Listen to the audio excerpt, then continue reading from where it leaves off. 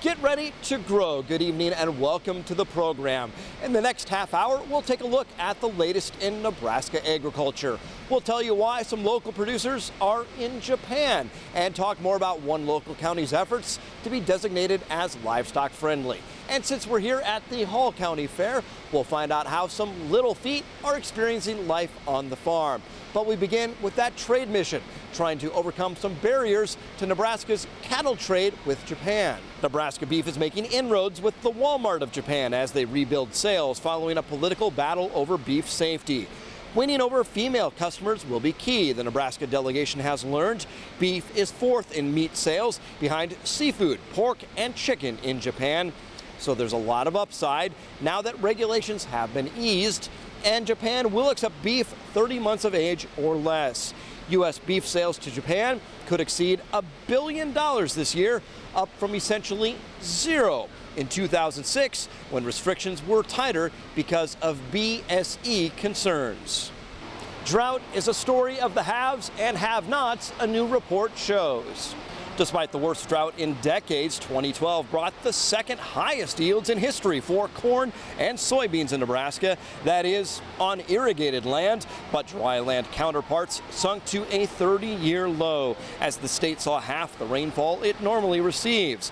University of Nebraska experts say the new report is no surprise given the extreme drought. Fans of sweet corn need to be a little patient. Thanks to unfavorable conditions, this year's crop is running late. Farmers like Gary Knight say they couldn't plant the corn on time because of the rainy spring. It's been a challenge to say the least. I don't think next year it could surprise us anyway with what we've had last year with the drought and this year. Knight says all good things come to those who wait. He predicts the corn should be on the market next week and the crop is looking good. When grain prices dropped a couple of years ago, one central Nebraska family decided to invest in another crop, not corn or soybeans, but lavender. NTV's Zach Ritchie has more.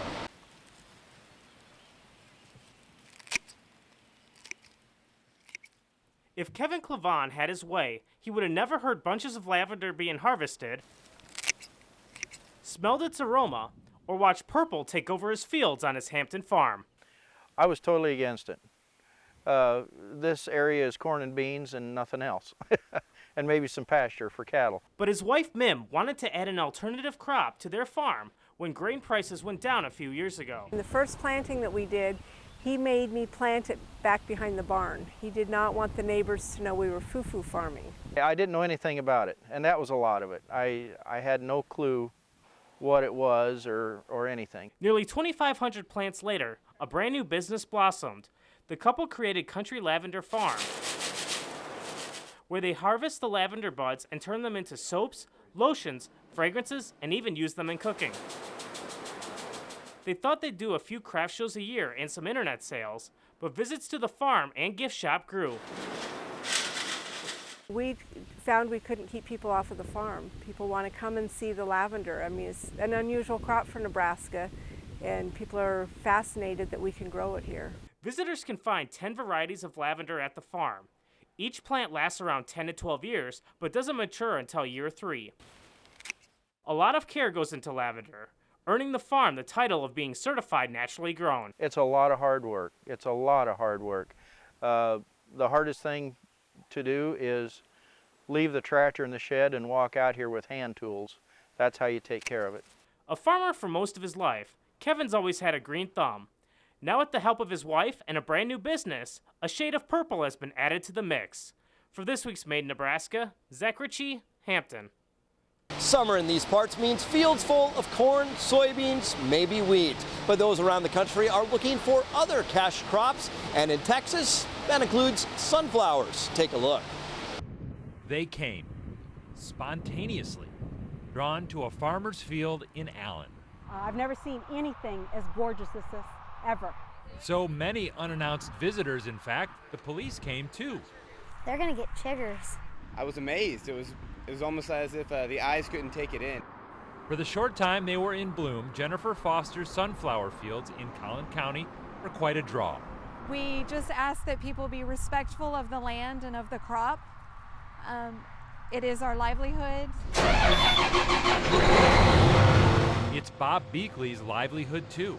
He's a farmer in Ennis, further south, and sure, his star crop does get some announced visitors. Do people stop by and ask you questions about your sorghum? No. But Beakley is credited as the North Texas farmer who gambled 5 years ago that sunflowers could be a profitable crop in the cracked, dry soil. I think everyone was just kind of standing back and waiting to see what happened. Because of all the drought years we've had recently, more and more farmers are turning to sunflowers because they do better in dry conditions than traditional crops like corn back there, and that's led to a sunflower boom in and around Ellis County. The first year it turned out very well, and that was 5 years ago. This is our 5th crop of sunflowers. Some of them are a little taller than others, and so. The Texas A&M Extension Office also grows test plots on Beakley's farm, 15 varieties, to see what grows best in a variety of weather conditions. Some years, based on the different rainfall, this variety might work, and the next year it may not. And while the flower tourists in Collin County just see beauty, We were just so surprised. Beakley sees seeds. The small black ones in the back are sold for sunflower oil. The large ones in front are used for food. The bigger the better. And the bigger they are, the more they're worth. And a good thing, because curiosity doesn't pay the bills. David Schechter, Channel 8 News. From the city to the country, there's a place for everyone in 4-H at the county fair. Supporters lined up at the Hall County Fair this week to cheer them on with judges ready to score. We spoke with one 16-year-old 4-H'er at the Rabbit Show who joined 2 years ago and says kids who were brought up in the city or on farms learn a lot from one another. A lot of days I wish I had cattle and I wish I could show cattle, but having friends that do it, I know it is a lot more work, which I don't have to do that work then with my rabbits, but getting to see my friends' cattle is kind of cool. Like, I have friends that have learned about my rabbits, and I'll learn about their pigs or cows or goats. 4-H leaders say the program is not just for farm kids. There are ways for city kids to show farm animals, though, through the help of a farm family host. And that leads us to this week's poll question. We want to know how many fairs you plan to attend this summer. Is it your county fair or the state fair or multiple fairs? We encourage you to vote at Nebraska.tv. Follow the link to NTV's Grow. Last week we asked you what factors you consider when picking out meat at the grocery store, how it was raised, price, or other concerns. Here's what you said in our unscientific poll.